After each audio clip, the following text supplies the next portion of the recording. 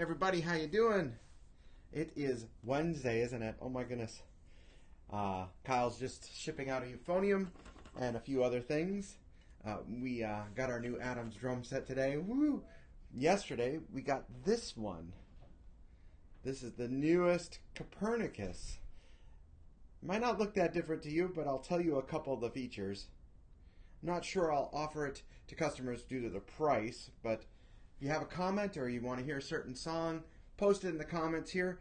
I have a new audio interface here, so I'm testing it out on you all as well. So let me know what's up, where you are, what's going on, and let's have some fun. So hold on, let me see if I can get a few goodies. I have 3 or 4 mouthpieces on this horn that I use. Of course, Coppernicus is exclusive to ACB, so you can only get it with us. Let's see. Let's pop this guy in. There we go. Might as well give the Adams logo and props to my buddies at Adams. So this is the Coppernicus. Couple new features. I put Saturn water keys on these. I don't know. I just like the look of them. I don't think they have any other, practical merit. If I turn off the light, you'll be able to see the Bell logo pretty well, I think. So hold on. Yeah, you can see the Bell logo right there. So it's Austin Custom Brass by Adams. It's something that Neil and I worked on for a while. If you remember, a few years ago, it was called the Hornet. That was an old version of the instrument. And it's supremely versatile. I mean, it's got the largest bell flare that Adams makes in a trumpet. Although I think Christian Scott's new horn is bigger up to that point. This is a 5.5-inch bell with a real thick bead on it. And it also, this bell, this particular one, is in sterling silver. So it's one thing I've loved sterling silver, but it's obviously way more expensive to the customer. I think the sterling option's maybe $1,500 more. So let's play a little bit. Let me know what you think in terms of the sound. I'm going to turn off the talking mic and do some playing on this. Hopefully the levels will be good.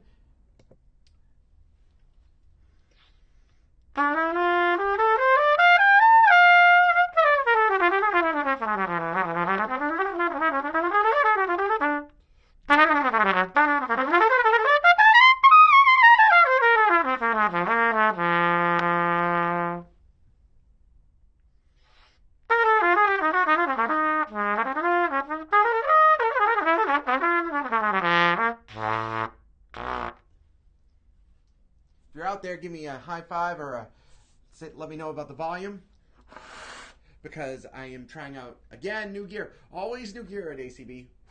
We're never satisfied with the quality of the videos we're putting out. We want to keep putting out better videos for everybody. And if you haven't checked it out, we just launched another mini lesson today. It's one that I'm particularly fond of. It's about taking certain shapes and expanding them. If you have a song request, folks, put them here on the comments. Hopefully they'll come up and I'll see them.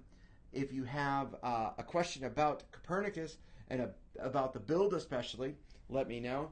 This horn is supremely versatile because with just a few different mouthpieces you can change the sound in so many different ways.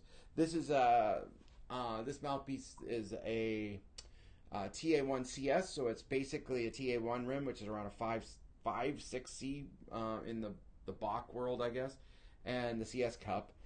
But if you put in a few different cups, like and I hope you saw the video yesterday we did, we're doing lots of videos lately, of the TF versus the FX. You'll be able to check that out. This is the TF mouthpiece.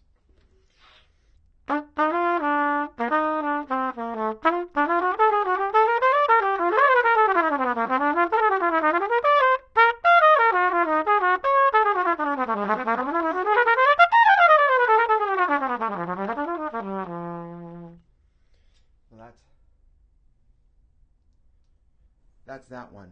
Hope, do you hear a pop when I do that? When I switch things on and off? Hopefully not. Again, thanks for being a guinea pig. Oh, Josh, great song selection. Here it comes. I'll use this TF mouthpiece.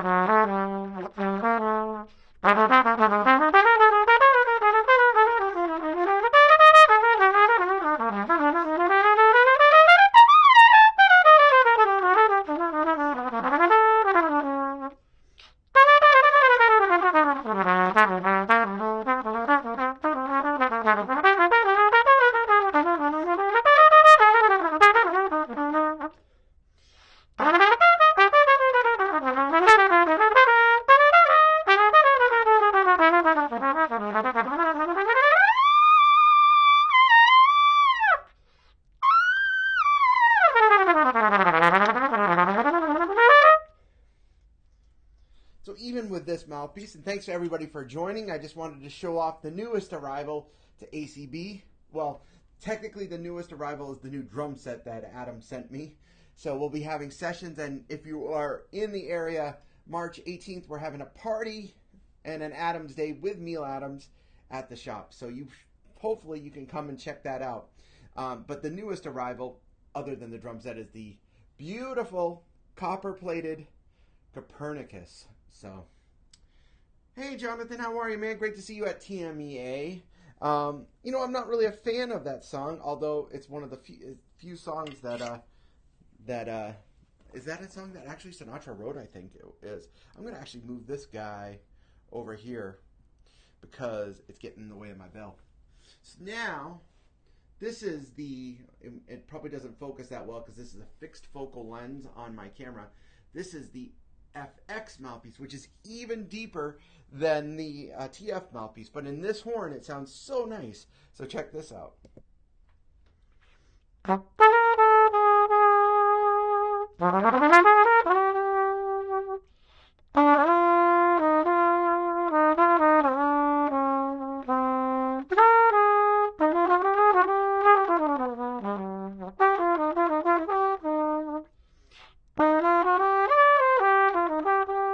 think that's the song. It's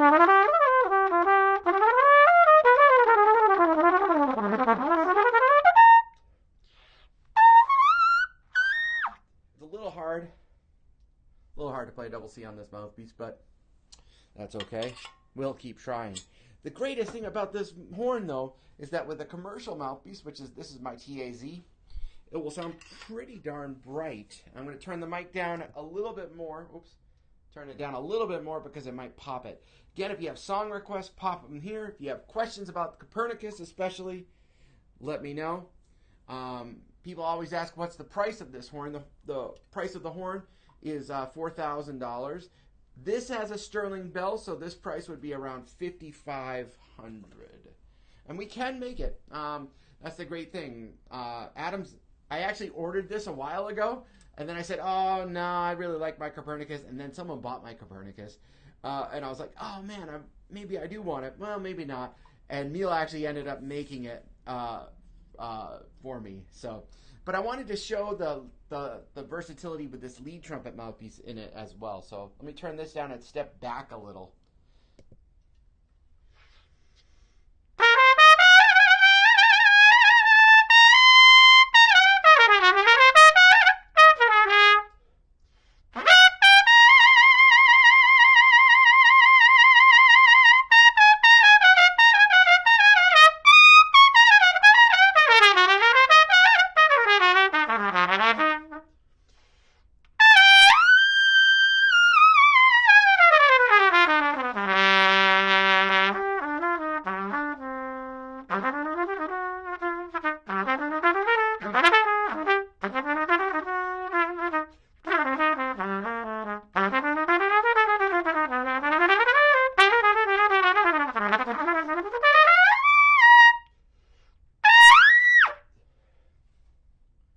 So even with a small mouthpiece, it has a pretty decent sound when you play on the horn overall.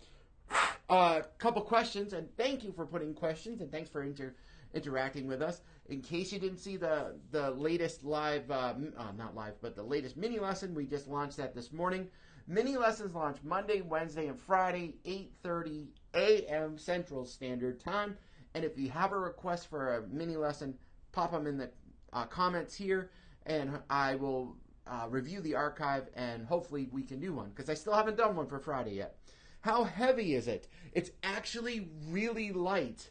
It's lighter than, in the Adams models, it's not as light as the A5 trumpet, but it's almost as light. It's really light, even though it looks quite heavy.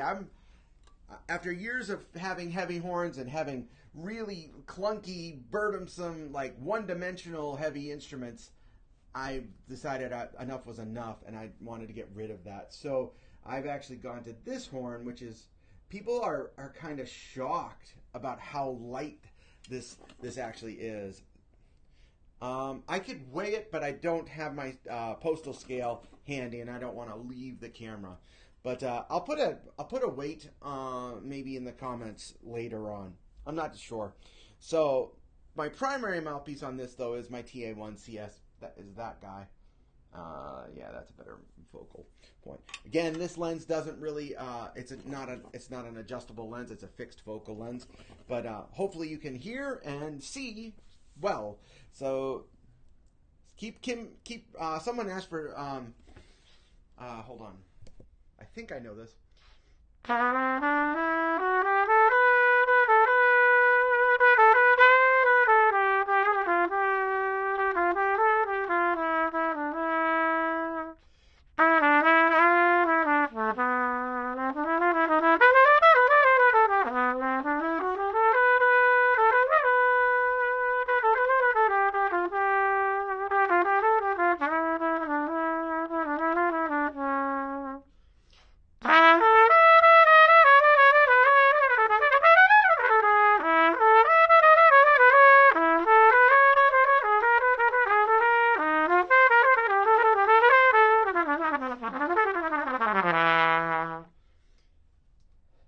Since I played that. And rest in peace, Michel Legrand, of course. It's copper plated, even though the instrument has a bunch of copper elements to it. In fact, the older bell, which is the standard one on the standard Coppernicus, is got a lot of copper to it. This bell, however, is pure sterling silver. So it's very different. You might think it's really dead, but it's quite lively and has a ton of colors. If you put a song request, and I missed it, let me know. But it will play pop, punchy stuff as well, so check this out.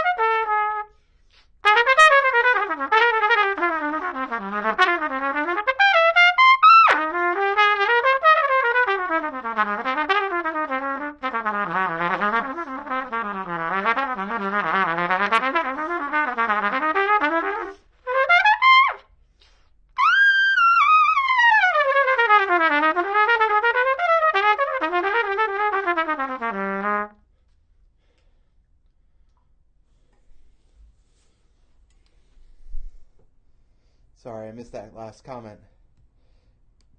I actually missed that whole last comment, Sean, but hope you're well, man.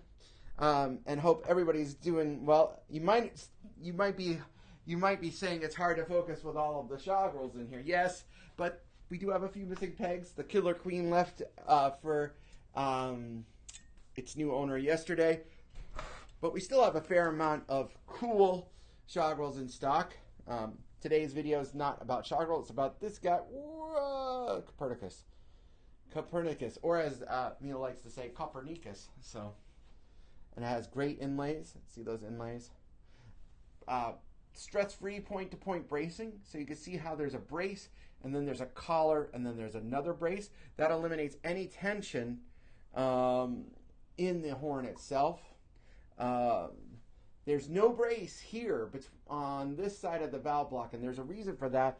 It's like I want it to resonate a lot more than having a brace there. We put a brace, and we actually put one brace, we put two braces, we put two braces, we one brace. We tried a bunch of stuff when we were prototyping the horn, and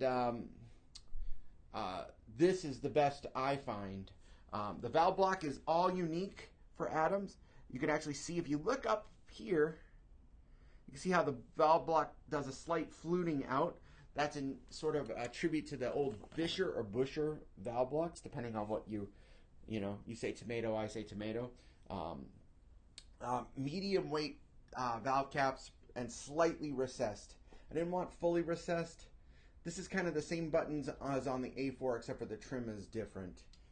Double shepherd's crook, of course, so you've got a nice deep shepherd's crook, and the exact same thing on the other end. We tried a bunch of different bends on this horn, but we found that this bending was the best. And on this horn, we added a thicker bell bead. So I don't know if you could see that. Yeah, you could see that pretty well. So hey, Rich, how are you, brother? Again, if you have song requests, let me know. If you have questions about this horn, let me know. If you have questions about the shop, let me know. Otherwise, I'm trying to do a little bit more of these live sessions to engage with you all and say thanks for your great support of the shop. We have tons of horns, as you can see, in stock. Ooh, we got a couple of cool things today. I'm not going to play them, but I wanted to show you. This is a Bach Mercedes. Freddie played a Mercedes for a while. Now, New York, so you can see that probably. New York Bach Mercedes. Mercedes was technically a medium bore with a 38 bell. It started out as being like an apprentice horn, but this is actually super tight on the mag machine. We measured it this morning. And then we got this guy, which is really sweet. This is a Taylor Parana. I love the name, Parana. I always said that anyway, so Parana model. I haven't really spent enough time on this one to evaluate it, but the initial thoughts are really sweet. And of course, we got all these shawgirls. So, if I missed your comment, put them up here. If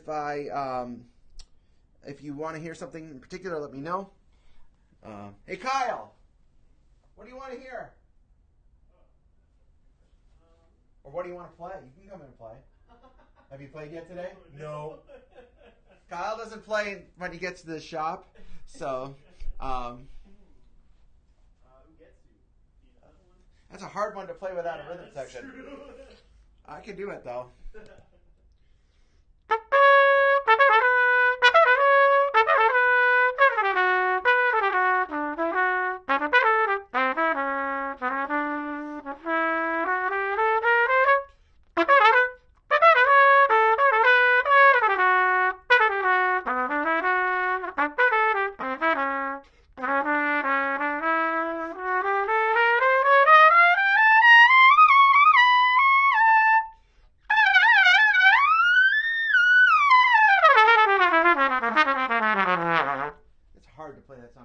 Rhythm section.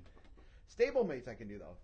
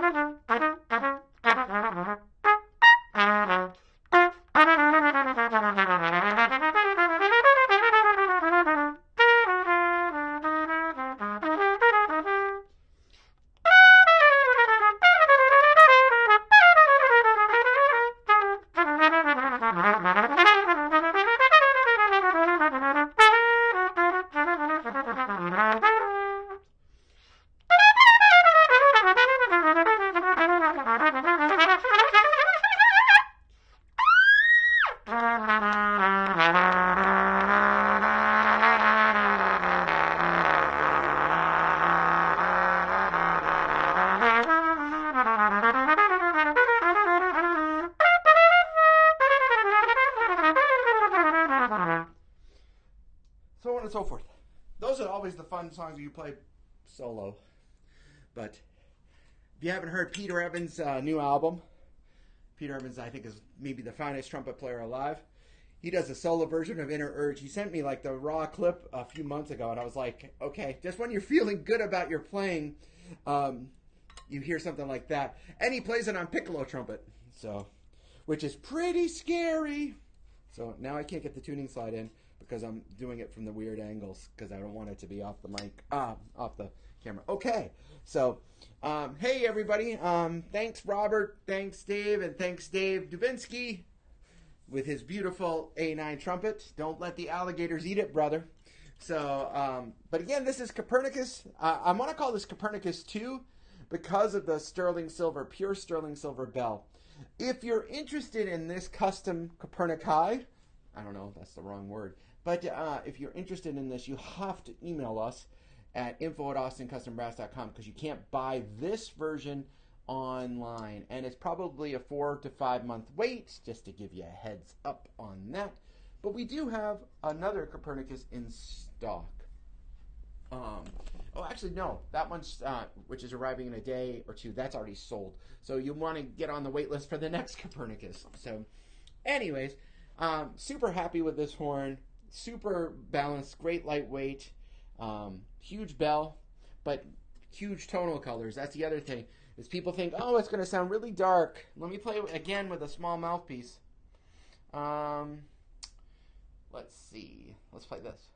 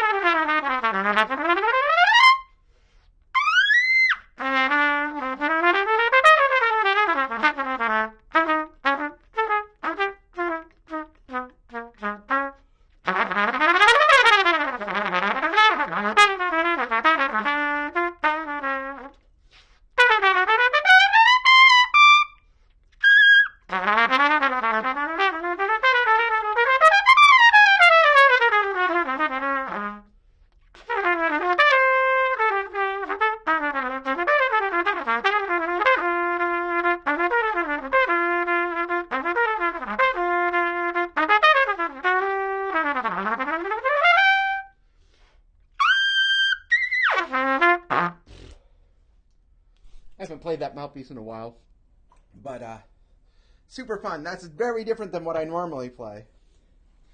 That is a TAZ mouthpiece.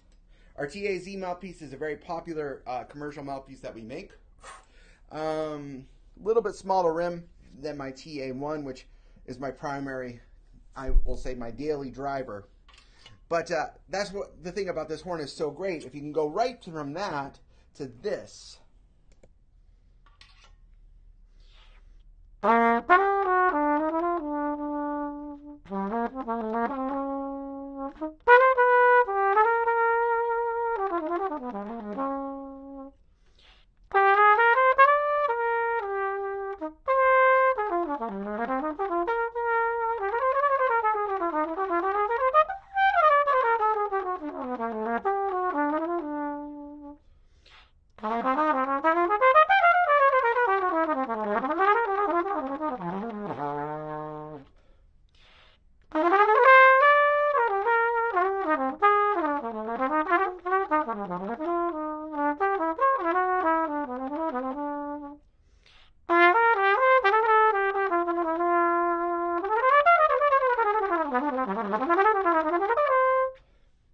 And so on and so forth.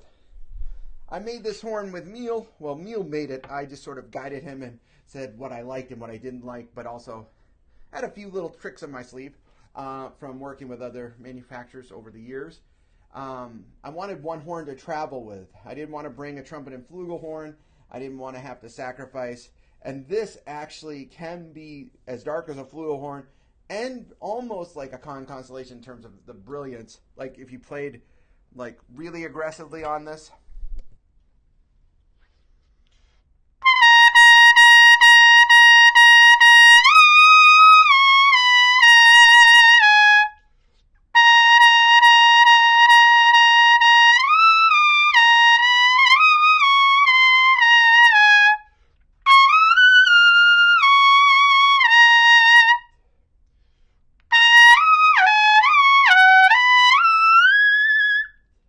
work on that high B. That's always that money line that I always miss. But, and then if you want to split the right down the middle.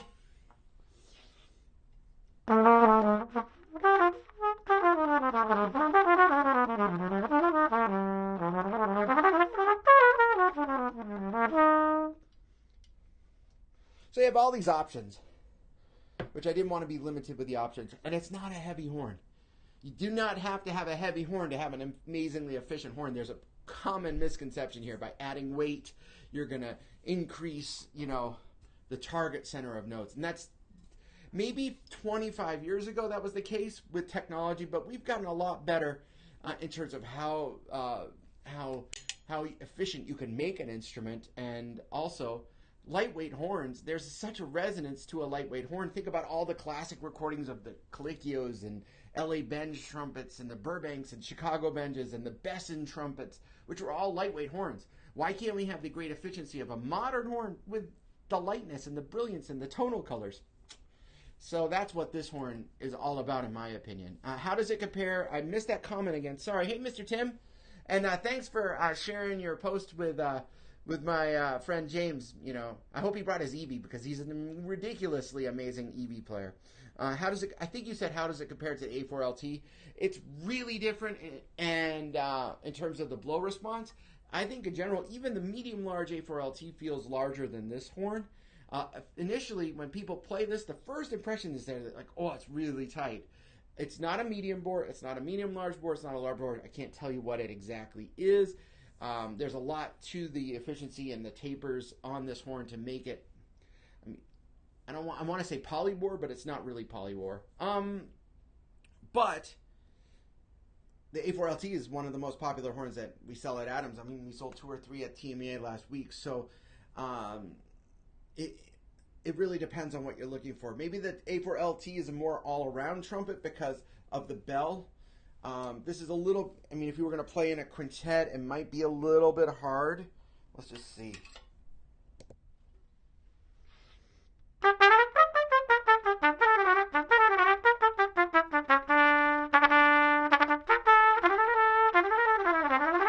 haven't played that in a while, but...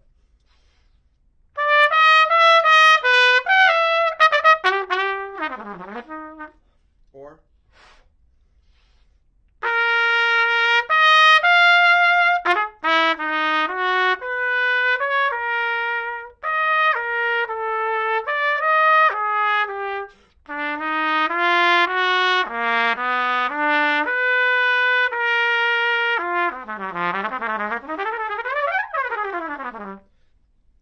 Definitely wouldn't be my choice if I was going to take it as a classical trumpet, but I barely ever play classical music anymore, and I have a really good Adams to play that on as well. But this is, for me, it's a dream soloist horn. So that's a Coppernicus, the newest Coppernicus.